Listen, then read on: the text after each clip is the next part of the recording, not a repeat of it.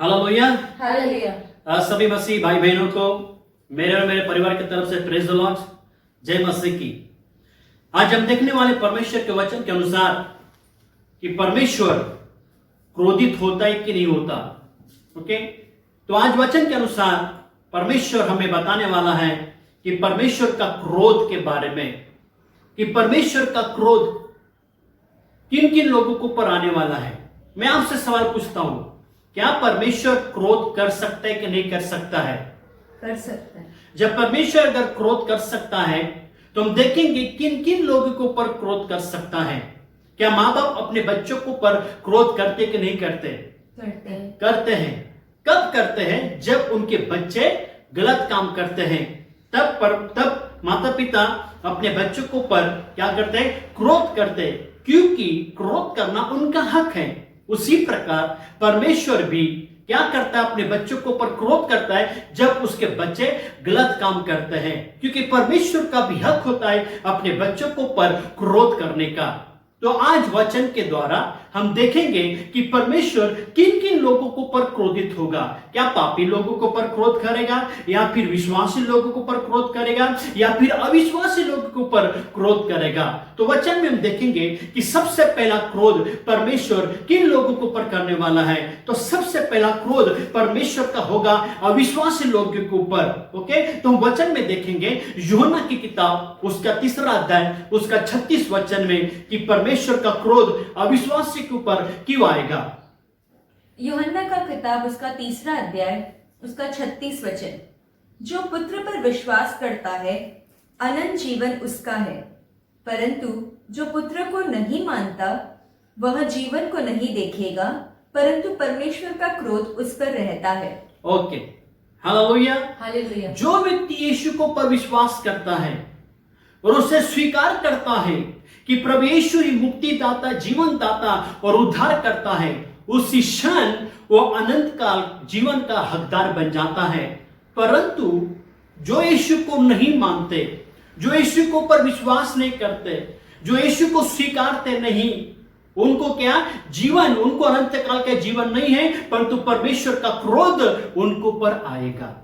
Hallelujah. Hallelujah. Church, जो लोग यीशु की निंदा करते हैं, जो यीशु पे भरोसा नहीं करते, तो सबसे पहला क्रोध उन लोगों के ऊपर आएगा जो यीशु के ऊपर विश्वास नहीं करते। परंतु चर्च, हम कितने धन्य लोग हैं, हम जीवित परमेश्वर के ऊपर विश्वास करते हैं। इसका मतलब हम इस क्रोध से बच जाएंगे। पर जो यीशु के ऊपर विश्वास नहीं करते, उनको क्या होगा? उनको अनंत जीवन नहीं मिलेगा, अनंत जीवन नहीं मिलेगा, परंतु क्या होगा? उनको दंड मिलेगा। क्योंकि यूहन्ना 3:16 में क्या लिखा है? जो यीशु पे विश्वास करेगा वो नाश नहीं होगा, परंतु उसको क्या मिलेगा? अनंत जीवन मिलेगा। परंतु जो यीशु के ऊपर विश्वास नहीं करेगा वो नाश होगा। कैसे नाश होगा? यीशु का क्रोध उसको पर आएगा। हालेलुया। ओके, पढ़ेंगे वचन में यूहन्ना 3:18 में क्या लिखा है? यूहन्ना का किताब उसका 3 अध्याय उसका 18 वचन, जो उस पर विश्वास करता है उस पर दंड की आज्ञा नहीं होती, परंतु जो उस पर विश्वास नहीं करता वह दोषी ठहर चुका। आमीन। हालेलुया। हालेलुया। क्या लिखा है? जो यीशु पर विश्वास करता है उसको दंड की आज्ञा नहीं। यानी हम यीशु पे विश्वास करते हैं, हमें दंड नहीं मिलेगा, परंतु जो विश्वास नहीं करेगा उसको पर परमेश्वर का दंड आएगा और उसके ऊपर परमेश्वर का क्रोध आएगा। तो इसके लिए चर्च, यीशु पर विश्वास करना बहुत जरूरी है। 2 चीजें होगी, एक तो यीशु पे विश्वास नहीं करने से क्या होगा? दंड मिलेगा, नाश होगा, और यीशु का क्रोध, परमेश्वर का क्रोध उसको पर आएगा। परंतु ये तीनों चीजें जो यीशु पे विश्वास करता है वो तीनों चीजें उनको नहीं मिलेगी, परंतु उनको अनंत जीवन मिलेगा। Hallelujah. Praise the Lord. Okay, और देखेंगे दूसरा, किन लोगों को पर परमेश्वर का क्रोध आएगा? अधर्मिकता के ऊपर, अधर्म के ऊपर, अधर्म के विरोध में परमेश्वर का क्रोध आएगा। जो अपना जीवन पाप में और अधर्म में जी रहे हैं उनको पर परमेश्वर का क्रोध आएगा। हम देखेंगे रोमियो की किताब उसका 1 अध्याय उसका 18 वचन में क्या लिखा हुआ है। रोमियो का किताब उसका 1 अध्याय उसका 18 वचन, परमेश्वर का क्रोध तो उन लोगों की सब अभक्ति और अधर्म पर स्वर्ग से प्रकट होता है, जो सत्य को अधर्म से दबाए रखते हैं। हालेलुया। हालेलुया। दूसरा, उन लोगों के ऊपर परमेश्वर का क्रोध आएगा जो अपना जीवन अधर्म में और अभक्ति में क्या कर रहे हैं, जी रहे हैं, और उन्होंने परमेश्वर की सच्चाई को क्या करके रखा है, दबा के रखा हुआ है। दो चीजें इन वचनों में लिखा हुआ है, एक है अधर्म और एक है अभक्ति। भक्ति का जीवन नहीं परंतु अभक्ति का जीवन जी रहे हैं, और क्या है, अधर्म से क्या कर रहे हैं, जी रहे हैं। ये इस वचन में परमेश्वर पत्र लिख रहा है इस संसार के लोगों के ऊपर, कि संसार के लोगों का क्या है, दोष लिख रहा है। इस संसार के लोगों को परमेश्वर की धार्मिकता की जरूरत है, परंतु संसार के लोग धार्मिकता में अपना जीवन न बिताते हुए अधर्म में जी रहे हैं, और इन अधर्मों के कामों के कारण उन्होंने परमेश्वर की सच्चाई को क्या किया है, दबा के रखा है। परमेश्वर की सच्चाई को क्या करके रखा है, छुपा के रखा है। परमेश्वर की सच्चाई को प्रकट करने नहीं देती। बाइबल क्या लिखा है, बाइबल क्या कहती है, तुम सत्य को जानोगे, सत्य तुम्हें क्या करेगा, आजादी देगा।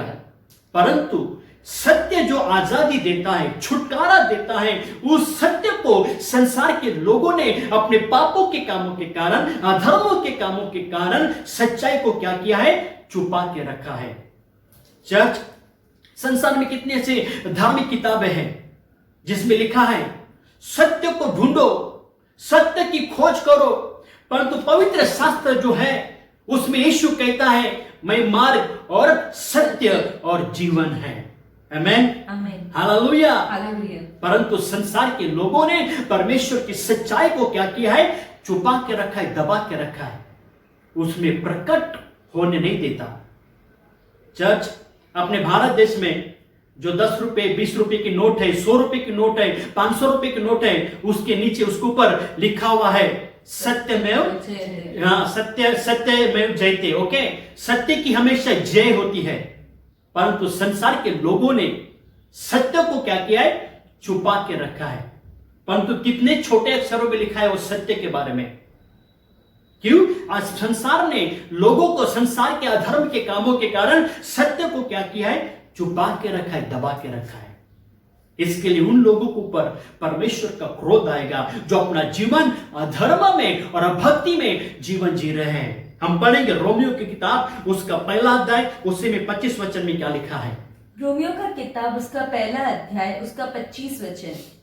क्योंकि उन्होंने परमेश्वर की सच्चाई को बदलकर झूठ बना डाला और सृष्टि की उपासना और सेवा की, न कि उस सृजनहार की जो सदा धन्य है। आमीन, हालेलुया। क्योंकि संसार के लोगों ने क्या किया, सृष्टिकर्ता जो सृष्टि करता है, ओके, परमेश्वर की सच्चाई को क्या किया, झूठ में बदल दिया। जो परमेश्वर की सच्चाई है उसको क्या किया है, झूठ में बदल दिया। और सृष्टिकर्ता जिसने सृष्टि का निर्माण किया, उस सृष्टिकर्ता को छोड़कर उन्होंने क्या किया, सृष्टि की आराधना की। परमेश्वर की सच्चाई को क्या किया, झूठ बना दिया। Hallelujah, hallelujah. मनुष्य कहां से आया? बाइबल कहती है परमेश्वर ने मनुष्य को अपने स्वरूप और अपने समानता में निर्माण किया, जन्म दिया। परंतु संसार के लोग क्या कहते हैं, ओके, विज्ञान क्या कहते हैं, मनुष्य कहां से आया, बंदर से आया। क्या? इस सच्चाई को संसार ने क्या किया, झूठ में बदल दिया। संसार के लोगों ने परमेश्वर की सच्चाई को दबा के रखा। ऐसी कई बातें हैं जो बाइबल के ऊपर आधारित सत्य है, परंतु संसार के लोगों ने अपने पापों में, अपने अधर्म के कामों के कारण वो सच्चाई को क्या किया है, छुपा के रखा। सृष्टिकर्ता को छोड़ दिया, जिसने सृष्टि को निर्माण किया, आकाश पृथ्वी को परमेश्वर जिसने बनाया, उसको छोड़कर उन्होंने क्या किया, सृष्टि की आराधना करना शुरू किया। ऐसे लोगों को पर परमेश्वर का क्रोध आएगा। परंतु चर्च, मैं और आप कितने धन्य लोग हैं, हम सृष्टि की आराधना न करते हुए, हम सृष्टि की चीजों की आराधना न करते हुए, हम सृष्टिकर्ता की आराधना कर रहे हैं। आमेन, आमेन, हालेलुया। ये कितनी बड़ी बातें हैं, कितनी अच्छी बातें हैं कि आज हम सृष्टिकर्ता की आराधना करते हैं। इसका मतलब हम इस क्रोध से भी बच जाएंगे।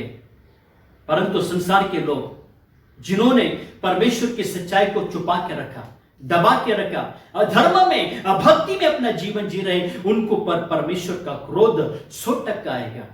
हालेलुया। कब आएगा? मरने के बाद नहीं, वर्तमान में। बाइबल कहती है वर्तमान में, मरने के बाद जाएंगे नरक में, वो अलग बात है, पर वर्तमान में ही उनके जीवन में परमेश्वर का क्रोध आएगा। कभी अपने जीवन में सक्सेस या सफलता नहीं पाएंगे। क्यों? क्योंकि वो परमेश्वर के विरोध में काम कर रहे हैं।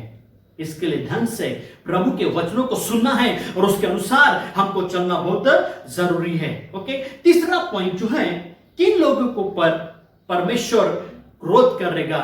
जो लोग परमेश्वर के अनुग्रह का और उनके दया का तिरस्कार करते हैं। जो परमेश्वर ने अनुग्रह दिया है, जो परमेश्वर ने दया दी है, उस दया और अनुग्रह का वो क्या करते? तिरस्कार करते, ठुकराते हैं। उन लोगों को पर परमेश्वर का क्रोध आने वाला है। हम पढ़ेंगे रोमियो की किताब, उसका 2 अध्याय, उसका 4 वचन से लेके 6 वचन तक हम एक एक करके पढ़ेंगे। क्या लिखा हुआ है? रोमियो का किताब, उसका 2 अध्याय, उसका 4 वचन। क्या तू उसकी कृपा और सहनशीलता और धीरज रूपी धन को तुच्छ जानता है? और क्या यह नहीं समझता कि परमेश्वर की कृपा तुझे मन फिराव को सिखाती है? ओके, इस वचन में परमेश्वर 3 बातों के द्वारा पापी लोगों को मन फिराने का एक मौका देता है। ध्यान से सुनना। 3 बातें जो है परमेश्वर इस पृथ्वी के लोगों को पर करता है, और 3 बातों के द्वारा परमेश्वर उनको मन फिराने के लिए एक मौका देता है। Hallelujah, praise the Lord. Okay, तो लिखा हुआ है 3 चीजें क्या है? कृपा बोल सकते या भलाई। ओके, कृपा और भलाई। ओके, भलाई जो है यह एक परमेश्वर का सद्गुण है, एक परमेश्वर का गुण है, और परमेश्वर की भलाई के द्वारा क्या करता है? वह पापी लोगों को मन फिराने के लिए क्या करता है? अगुवाई करता है। परमेश्वर कृपा क्यों किया इस संसार के ऊपर, संसार के लोगों के ऊपर? क्यों भलाई करता है? ताकि परमेश्वर नहीं चाहता कोई नाश न हो, परंतु चाहता है परमेश्वर उनको मौका दे रहा है। क्या मौका दे रहा है? मन फिराने के लिए उनको क्या कर रहा है? मौका दे रहा है। आज नहीं, कल, कल नहीं, परसों, परसों नहीं, तरसों, एक न एक दिन एक व्यक्ति क्या करेगा? मन फिराएगा। नूह के समय में क्या हो गया? नूह ने कितने साल प्रचार किया? 120 साल जहाज बनाने के लिए लगे। 120 साल प्रचार करते रहा, मन फिराओ, मन फिराओ। परमेश्वर धीरज धर के बैठा, परमेश्वर रुका रहा। कोई ना कोई न्याय करने का परमेश्वर रुका रहा, कोई ना कोई मन फिराएगा। परंतु अब तक 120 साल गुजरने के बाद परमेश्वर ने फिर से 7 दिन दिए, 7 दिन का मौका दिया। इन 7 दिन में भी अगर कोई भी अगर मन फिराएगा वो उद्धार पाएगा। परंतु 7 दिन के बावजूद भी किसी ने भी मन नहीं फिराया। आखिर क्या हो गई? बारिश की शुरुआत हो गई। इसके लिए चर्च परमेश्वर कृपा और भलाई इसके लिए करता है कि लोगों को एक मौका दे रहा है। हालेलुया। फिर लिखा है सहनशीलता। दूसरा क्या है? सहनशीलता। यह परमेश्वर का एक आत्म संयम है। परमेश्वर आज संसार के लोगों के पापों को क्या कर रहा है? सहन कर रहा है। लोग बड़े बड़े पाप कर रहे हैं। इन पापों के द्वारा जो लोग पाप कर रहे हैं, परमेश्वर देखने के बावजूद भी परमेश्वर सहन कर रहा है। क्यों सहन कर रहा है? लोग क्या कहते हैं? मैं तो पाप करता हूं, अभी मुझे कुछ नहीं हुआ। परंतु चर्च परमेश्वर देख रहा है और परमेश्वर ने सहन कर रहा है। अभी उस सहनशीलता में बैठा हुआ है। परमेश्वर ने एक्शन नहीं उठाई, आपको ऊपर दुर्घटना नहीं की, परमेश्वर ने आपको दंड नहीं दिया, परंतु परमेश्वर ने आपको क्या किया? आपके पापों को, आपके अधर्मों को क्या कर रहा है? वो सहन कर रहा है। क्यों सहन कर रहा है? क्योंकि परमेश्वर चाहता है आप नाश न हो, परंतु परमेश्वर क्या चाहता है? आप उद्धार पाए, आपका मन परिवर्तन हो जाए। इसके लिए परमेश्वर ने क्या किया? सहनशीलता से क्या किया है? बैठा है। तीसरा क्या है? धीरज। परमेश्वर नरम स्वभाव का है। क्या है? धीरज। तुम कितना भी कुछ करो, मर्डर करो, खून करो, व्यभिचार करो, गंदे गंदे काम करो, जो मन में चाहे सब कुछ करो, परमेश्वर शांत बैठा है, धीरज लेके बैठा है। वो एक्शन नहीं उठा रहा है, कुछ भी नहीं कर रहा है। क्यों? परंतु एक ना एक दिन उसका दंड आपको भुगतना पड़ेगा। परमेश्वर अभी नहीं, जब आदम और हवा ने पाप किया, बाइबल में लिखा, प्रभु ने कहा कि जिस दिन तुम फल खाओगे उस दिन तुम क्या हो जाओगे? मर जाओगे। परमेश्वर ने आदम और हवा को क्या कहा? जिस दिन तुम फल खाओगे उस दिन तुम क्या हो जाओगे? मर जाओगे। आदम और हवा ने पाप खाया, फल खाया, मर गए हो? नहीं, पर जिस स्थान में मरे उनको पता भी नहीं कहां पर मरे। इसका मतलब आप पाप कर रहे हो पर आप रोज मर रहे हो। कौन से स्थान में, कौन से भागों में, आपको पता नहीं चलेगा। इसके लिए बाइबल में क्या लिखा है? 5 वचन पढ़ो। के वचन में क्या लिखा है? 5 वचन में, रोमियो का किताब उसका 2 अध्याय उसका 5वां वचन, पर अपनी कठोरता और हठीले मन के अनुसार उसके क्रोध के दिन के लिए, जिसमें परमेश्वर का सच्चा न्याय प्रकट होगा, आने निमित्त क्रोध कमा रहा है। ओके, फिर से एक बार पढ़ो।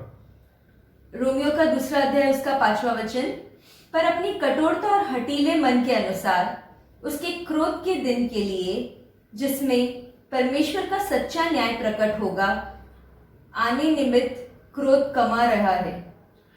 Hallelujah, hallelujah. क्या लिखा है?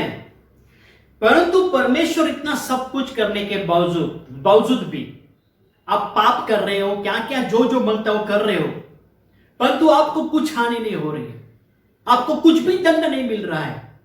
परंतु बाइबल कहती है तुम दिन दिन पाप करते जाओगे और परमेश्वर ने जो अनुग्रह किया है, दया दिखाई, जो तुम्हारे पर धीरज धर के रखा है, उसका तुम तिरस्कार करोगे, उसको तुम नहीं, उसके अनुसार नहीं चलोगे और दिन दिन तुम्हारा मन कठोर होते जाएगा और तुम नहीं सुधरोगे।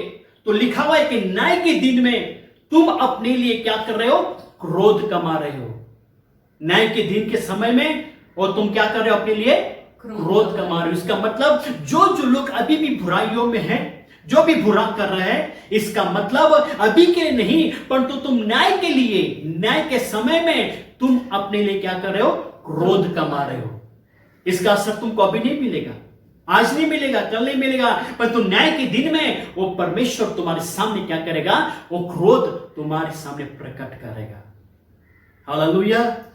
इसके लिए चर्च मत सोचो मैं पापी हूं फिर भी मैं जिंदा हूं। मत सोचो, प्रभु ने तुम्हें जीवित रखा, अभी तक तुमको कुछ हानि नहीं हुई, प्रभु ने तुम्हारे पर अनुग्रह किया, तुम्हारे पर दया सहनशीलता दिखाई, तुमको बदली होने के लिए, नाश होने के लिए नहीं।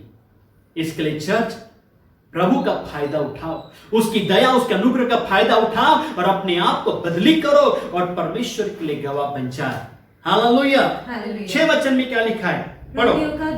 रोमियो का किताब उसका 2 अध्याय उसका 6वां वचन, वह हर एक को उसके कामों के अनुसार बदला देगा। वो हर एक को अपने कामों के अनुसार क्या करेगा? बदला देगा। इसके लिए चर्च जो जो जैसे मन में चाह वैसे जियो, जो जो मन में आया तुम करो, परंतु जब परमेश्वर के सामने आप आओगे, सिंहासन के सामने, तो हर एक को आप अपने कामों के अनुसार क्या करेगा? बदला देगा। इसके लिए चर्च परमेश्वर के क्रोध का सामना करने से पहले जो दिन प्रभु ने आपको दिया है, जो जीवन प्रभु ने आपको दिया है, उसमें परमेश्वर के मार्ग और परमेश्वर के भय में और परमेश्वर के वचन के अनुसार चलो, ताकि आप और आपका परिवार परमेश्वर के न्याय के दिन में, परमेश्वर के सिंहासन के सामने एक निर्दोष बन के आप खड़े हो सके। हालेलुया। इसके लिए पौलुस क्या कहता है? 1 तीमुथियुस उसका 1 अध्याय उसका 16 वचन में क्या लिखा है? 1 तीमुथियुस उसका 1 अध्याय उसका 16 वचन, पर मुझ पर इसलिए दया हुई कि मुझ सबसे बड़े पापी में यीशु मसीह अपनी पूरी सहनशीलता दिखाए, कि जो लोग उस पर अनंत जीवन के लिए विश्वास करेंगे उनके लिए मैं एक आदर्श बनूं। ओके, प्रभु के दास प्रेरित पौलुस क्या कहता है? और 15 वचन में पढ़ोगे, उसमें लिखा हुआ है कि सबसे बड़ा पापी क्या हूं? कौन है? मैं हूं। जिन्होंने नया करार की 13 किताबें लिखी, प्रेरित पौलुस क्या कहता है? सबसे बड़ा पापी मैं हूं। बाइबल में लिखा है उसने खुद के बारे में। किसी और के बारे में नहीं, खुद के बारे में लिखा है कि सबसे बड़ा पापी मैं हूं और परमेश्वर ने मुझ पर अनुग्रह किया, परमेश्वर ने मुझे दया दिखाई। क्यों? पाप करने के लिए नहीं, किसी को बदनाम करने के लिए नहीं, किसी को दोषी ठहराने के लिए नहीं, या किसी को मारपीट करने के लिए नहीं, मैं पापी बनने के लिए नहीं, परंतु परमेश्वर ने मेरे ऊपर दया इसके लिए दिखाई कि मैं दूसरे के लिए क्या बन जाऊं? आदर्श बनूं, दूसरे के लिए गवाह बनूं। चर्च, प्रभु ने हमारे ऊपर दया इसके लिए दिखाई ताकि हम हमारे पड़ोसों में, हमारे गांव में, हमारे आजू बाजू में, हमारे कलीसिया के लिए हमें क्या बन जाए? आदर्श बन जाए, एक गवाह बन जाए। इसके लिए परमेश्वर हमारे ऊपर दया दिखाते हैं। इसके लिए बाइबल में लिखा, तुम जगत की ज्योति हो। परमेश्वर हमें ज्योति बनाना चाहता है, परमेश्वर इन पृथ्वी का नमक बनाना चाहता है। इसके लिए परमेश्वर अपनी दया और अपना अनुग्रह अपने बच्चों को पर दिखाता है। Hallelujah, hallelujah. गलत काम करने के लिए नहीं, गलत कामों के रास्ते पे जाने के लिए नहीं, परंतु प्रभु ने आज हमें जीवित रखा है ताकि हम दूसरे के लिए गवाह बन जाए, एक दूसरे के लिए एक आदर्श बन जाए। Hallelujah, hallelujah. ओके, फिर चौथा पॉइंट है, परमेश्वर का क्रोध किसके ऊपर आएगा? ध्यान से सुनना। आप लोग कहेंगे यीशु को नहीं मानने के ऊपर परमेश्वर का क्रोध आएगा। ओके, फिर पढ़ा यीशु को जो अधर्म में जी रहे उसके ऊपर क्रोध आएगा। ओके, अब देखो किसके ऊपर क्रोध आने वाला है? परमेश्वर का क्रोध उन लोगों को पर आएगा जो परमेश्वर की आज्ञा नहीं मानते। Hallelujah, hallelujah. अभी परमेश्वर की आज्ञा कौन नहीं मानते? मुझे बताओ, विश्वासी लोग या अविश्वासी लोग? विश्वास। हाँ, जो वचन पढ़ता है, जो बाइबल पढ़ता है, चाहे कोई भी जाति का, किसी भी धर्म का क्यों ना हो, जो बाइबल पढ़ता है उसके ऊपर जो बाइबल पढ़ता है परंतु परमेश्वर की आज्ञा उसको पता है, परमेश्वर का वचन उसको पता है, परंतु उसके अनुसार नहीं चलता, सोचो उसके ऊपर परमेश्वर का क्रोध आएगा। Hallelujah, hallelujah. और हम पढ़ेंगे इफिसियों की किताब उसका 5 अध्याय उसका 6 वचन में क्या लिखा हुआ है। इफिसियों का किताब उसका 5 अध्याय उसका 6 वचन, कोई तुम्हें व्यर्थ बातों से धोखा न दे, क्योंकि इन्हीं कामों के कारण परमेश्वर का क्रोध आज्ञा न मानने वालों पर भड़कता है। ओके, अभी तक परमेश्वर क्या करता? क्रोध आएगा, क्रोध आएगा, क्रोध आएगा, पर यहां पर देखो क्या लिखा है, आज्ञा न मानने वाले के ऊपर परमेश्वर का क्रोध भड़कता है। भड़कता है। क्या करता है? भड़कता है। परमेश्वर को क्रोध नहीं आएगा, परमेश्वर का क्रोध भड़केगा। मतलब क्या है? दुगना। ओके, इसका मतलब क्या बाइबल में लिखा है? जो जानते हुए भी गलती करेगा, जो अनजाने में गलती करेगा वो थोड़ी मार खाएगा, परंतु जानते हुए भी गलत काम करेगा वो क्या करेगा? बहुत मार खाएगा। लिखा है जो अनजाने में गलती करेगा वो थोड़ी मार खाएगा, परंतु जानते हुए भी अगर गलती करेगा वो मार खाएगा। मार कितना मार खाएगा? बहुत मार खाएगा। इसका मतलब ये वचन हर विश्वासी के लिए है। क्या लिखा है? जो प्रभु की आज्ञा को नहीं मानते। क्या चर्च आपको प्रभु की आज्ञा पता है कि नहीं पता है? पता है, तो आपको उसके अनुसार चलना है। इसका मतलब आपको आज्ञा प्रभु की पता है, अगर उस आज्ञा के अनुसार नहीं चलते तो आप बहुत मार खाओगे, क्योंकि परमेश्वर का क्रोध उन लोगों को पर भड़केगा जो परमेश्वर की आज्ञा जानने के बावजूद भी उसको पर नहीं चलते। Hallelujah, hallelujah. क्या परमेश्वर की आज्ञा छोटी या बड़ी है? हाँ, परमेश्वर की आज्ञा छोटी या बड़ी है? छोटी है। परमेश्वर की आज्ञा बड़ी नहीं। बाइबल में लिखा परमेश्वर की आज्ञा कठिन नहीं है। परमेश्वर नहीं कहता कि आप 7 माले के टावर में जाके जब मारो, नहीं। परमेश्वर ने कहा अपने पड़ोसी को अपने समान क्या करना? प्रेम करना। हाँ, ये तो आसान है। ओके, बहुत सारी छोटी छोटी आज्ञा है, उसको हम पालन नहीं करते तो परमेश्वर का क्रोध उसको पर भड़केगा। परमेश्वर ने कुछ नियम दिए हैं, परमेश्वर ने कुछ कानून दिए हैं, परमेश्वर ने कुछ आज्ञाएं दी हैं जो हमें नहीं करनी है, परंतु हम क्या करेंगे? करते जाएंगे। तो हम क्या करेंगे? हम परमेश्वर के क्रोध को क्या करेंगे? हम और भड़का रहे हमारे लिए। चर्च, आप अगर व्यवस्था विवरण 28 अध्याय पढ़ते हो तो उसमें लिखा है, जो जो मैं आज्ञा तुझे आज सुनाता हूं, जो जो आज्ञाएं मैं तुमको सुनाता हूं, उस आज्ञा के अनुसार तुम चलोगे, तुम पृथ्वी में सबसे धन्य लोग हो। जो तुम्हें आज्ञा देता हूं, उस आज्ञा के अनुसार चलोगे, तुम आशीषित हो जाओगे। क्या क्या आशीषित होगा? तुम आशीषित होगे, तुम्हारे बच्चे आशीषित होगे, तुम्हारे परिवार आशीषित होगा, तुम्हारे भेड़ बकरी आशीषित होगे, तुम्हारी खेत आशीषित होगे। जहां तुम रहते हो वहां पर तुम श्रेष्ठ हो जाओगे, ऐसे प्रभु ने वचन में लिखा है। अगर चर्च सोचो, उस आज्ञा मानने से, परमेश्वर की आज्ञा मानने से हमें 100% आशीष मिलती है, 100% उन्नति मिलती है, 100% ब्लेसिंग मिलती है, तो सोचो उन आज्ञा के विरोध में तुम जाओगे तो तुम्हारे ऊपर 100% श्राप भी आएगा। हालेलुया। इसके बाइबल में क्या लिखा है? जीवन और मौत दोनों तुम्हारे सामने हैं, तुम चुनो तुमको क्या चुनना है। इसके लिए चर्च, तुम क्या चुनोगे? जीवन चुनोगे या श्राप चुनोगे? आशीष चुनोगे या श्राप चुनोगे? जीवन चुनोगे या मौत चुनोगे? हालेलुया। हमारे ऊपर डिपेंड होता है। इसका मतलब हम परमेश्वर की आज्ञा के विरोध में जाएंगे तो हम परमेश्वर के क्रोध को भड़काते हैं। ये हर एक विश्वासी के लिए, इसके लिए चर्च, हमें परमेश्वर की आज्ञा मानना बहुत जरूरी है। मत सोचो पापी लोगों के ऊपर परमेश्वर का क्रोध आएगा, अधर्मी के ऊपर क्रोध आएगा, या फिर जो यीशु को नहीं मानते उनके ऊपर क्रोध आएगा। चर्च, विश्वासी लोगों के ऊपर ज्यादा क्रोध आएगा, क्योंकि जानने के बावजूद भी हम गलत काम करते हैं। हालेलुया। इसके लिए चर्च, इसके लिए बाइबल में क्या लिखा है? जब न्याय का दिन आएगा तो न्याय कहां से शुरू होगा? विश्वासी लोगों से न्याय की शुरुआत होगी। तो सोचो, जो यीशु को नहीं मानते, जो यीशु को नहीं जानते, उनकी हालत क्या होगी।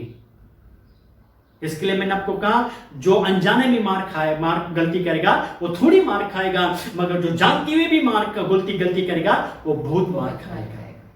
इसके लिए चर्च, हम जो वचन पढ़ते हैं, जो पवित्र शास्त्र हम पढ़ते हैं, उसको पढ़ना नहीं, हम उसको हमारे जीवन में स्वीकार करना और उसके अनुसार चलना बहुत जरूरी है। कल हम परमेश्वर के सामने खड़े रहेंगे। तो इसके लिए चर्च, हम सोचते आज के तारीख में, इस वर्तमान में कोरोना वायरस आया, ये परमेश्वर का क्रोध होगा। हो सकता है, नहीं हो सकता है, मैं न्याय नहीं करता, परंतु इससे भी बढ़कर भी परमेश्वर का क्रोध आएगा, हम कहां पर भी नहीं रहेंगे। परंतु जो परमेश्वर की आज्ञा के वचन आज्ञा मानते हैं, जो परमेश्वर की उपस्थिति में चलते हैं, कुछ भी हो जाए, भूकंप आ जाए, कुछ भी हो जाए, उसे कुछ भी हानि नहीं होगी। Hallelujah, praise the Lord. इसके हम पढ़ेंगे 1 थिस्सलुनीकियों उसका 5 अध्याय उसका 9 वचन में क्या लिखा हुआ है। 1 थिस्सलुनीकियों उसका 5 अध्याय उसका 9 वचन में क्या लिखा हुआ है, परमेश्वर क्या कहता है, इस वचन को ध्यान से सुनिएगा। पहला थिस्सलुनीकियों का किताब उसका 5 अध्याय उसका 9वां वचन, क्योंकि परमेश्वर ने हमें क्रोध के लिए नहीं परंतु इसलिए ठहराया कि हम अपने प्रभु यीशु मसीह के द्वारा उद्धार प्राप्त करें। इसका मतलब उद्धार पाए हुए लोगों को परमेश्वर के क्रोध का सामना नहीं करना पड़ेगा। हालेलुया। देखो बाइबल दोनों भाषा कहती है, जो आज्ञा नहीं मानते उसको क्रोध भी आएगा। लिखा क्या नहीं? फिर यहां पर क्या लिखा है? उद्धार पाए हुए लोग परमेश्वर के क्रोध का सामना नहीं कर सकते। फिर से एक बार पढ़ो क्या लिखा है, ध्यान से सुनना। पहला थिस्सलुनीकियों का 5वां अध्याय उसका 9वां वचन, क्योंकि परमेश्वर ने हमें क्रोध के लिए नहीं परंतु इसलिए ठहराया कि हम अपने प्रभु यीशु मसीह के द्वारा उद्धार प्राप्त करें। ओके, परमेश्वर ने हमें क्यों बुलाया?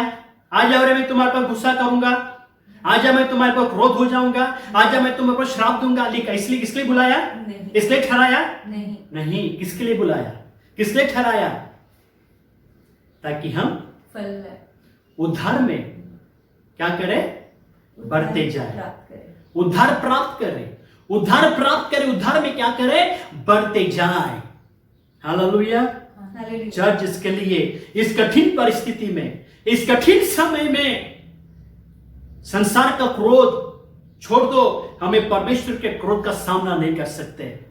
इसके लिए चर्च अभी भी समय नहीं गया, अभी भी हमारे पास समय है। प्रभु ने हमें अनुग्रह दिया है, दया दिखाई, परमेश्वर ने प्रेम दिखाया, आज हम जिंदा हैं उसके दया, उसके अनुग्रह की खातिर। इसका मतलब ये नहीं कि हम पाप में जीवन बिताए, हम पाप करते रहे, नहीं। दिन ते दिन हमें परमेश्वर के महिमा में हमें आगे बढ़ना है, उसके अनुग्रह में और उद्धारता में, उद्धार में क्या करना है, और बढ़ते जाना है। और परमेश्वर के लिए, दूसरों के लिए हम एक आदर्श बनना है। इसके लिए प्रभु ने आज हमें जीवित रखा। परमेश्वर नहीं चाहता कि उसके क्रोध में हम नष्ट हो जाए, परंतु परमेश्वर चाहता है हर एक व्यक्ति उद्धार पाए, हर एक व्यक्ति आशीषित हो जाए, हर एक का उद्धार होकर हर एक व्यक्ति क्या करे, एक नमूना बन जाए, एक आदर्श बन जाए। हालेलुया। हालेलुया। क्या चर्च आप परमेश्वर के क्रोध का सामना करना चाहते हो? हाँ या नहीं? नहीं। ओके, तो हमें डिसीजन लेना है, हमें निर्णय लेना है और परमेश्वर के क्रोध से हमें बचना है। किस रीति से बचेंगे? हमने देखा कि क्या क्या करने से क्रोध आएगा और क्या नहीं करने से क्रोध आएगा। हालेलुया। आइए क्षण के लिए अपनी आंखें बंद करें और इस वचन के लिए प्रार्थना करें कि प्रभु इस वचन के द्वारा चलने के लिए हमें शक्ति सामर्थ्य ताकत दे।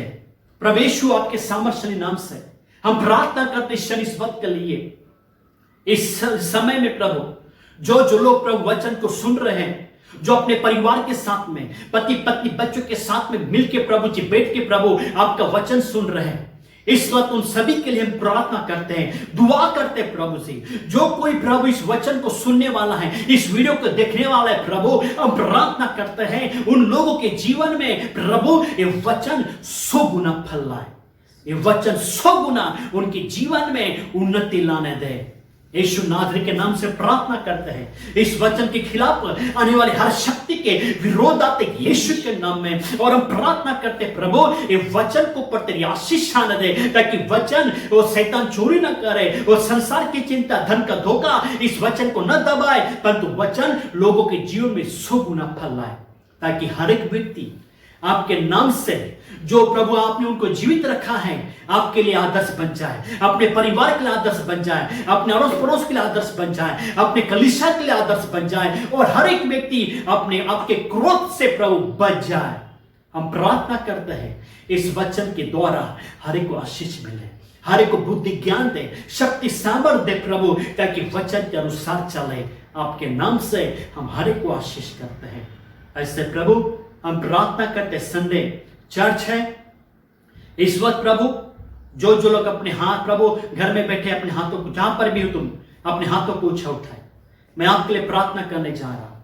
प्रभु यीशु हम प्रार्थना करते हैं इस समय में प्रभु, जो अपने परिवार के साथ में अपने घरों में बैठे हुए हैं, उन सभी को तो आशीष कर। इस कठिन परिस्थिति में जो हाथ उन्होंने उठाए प्रभु, और इस कठिन समय में प्रभु जो काम कर रहे प्रभु, जो भी प्रभु कमा रहे हैं उनके कामों में तो आशीष दे, उन्नति दे, बरकत दे प्रभु, और उनकी हर इच्छा को तो पूर्ण करना, परिवारों में शांति दे, उनके आने जाने के मार्ग पे प्रभु तो उनकी रक्षा कर, मदद कर, और हर कोरोना वायरस की पीड़ा से प्रभु उन्हें बचा कर रखना, और आपका हाथ, आपका आशीष उनको पर बना रहे, सुरक्षित रहे, जहां पे रहेंगे जाएंगे प्रभु, काम पे जाएंगे, मार्केट जाएंगे, जहां पर भी जाएंगे तेरी सुरक्षा में जाए, तेरे पवित्र लहू से ढक लेके जाना। सारा गौरव आदर महिमा हम आपको देते प्रभु, हम सभी को आशीष करते हैं। आज के प्रभु संदेश को प्रभु द्वारा आपने हर एक से बातें की, हम आपको धन्यवाद देते हैं। सारा गौरव आदर महिमा आप ही को मिले, सारा प्रभु स्तुति आपको देते हैं, धन्यवाद देते हैं प्रभु, आपके नाम की महिमा करते हैं। सारी प्रार्थना यीशु नाजरी के नाम से मांगते हैं, आमीन। Hallelujah. Hallelujah. God bless you. प्रभु आपको आशीष करे।